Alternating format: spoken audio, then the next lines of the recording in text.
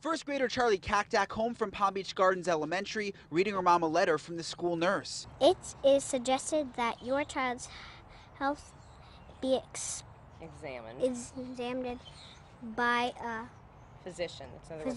After a height-weight screening, the letter says there is a problem. It says problems such as this that goes uncorrected or untreated can severely affect both the health and academic performance of your child.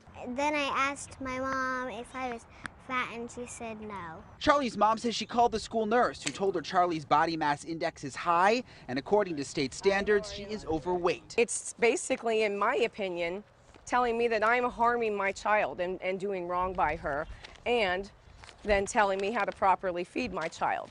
Pediatrician Andrew Reese disagrees. He's all for the screenings. It helps, I think, families to focus on healthy habits. Dr. Reese says BMI is a calculation of height, weight, and age, and it's not always the entire story. Sometimes it's, hey, don't worry about it, everything's fine. But sometimes there's something that can be done better, and then it's really good to talk about it and involve kids in that discussion. Charlie goes to the pediatrician regularly, where her mom says she has always gotten a clean bill of health. Something like that can stick with somebody for the rest of their lives.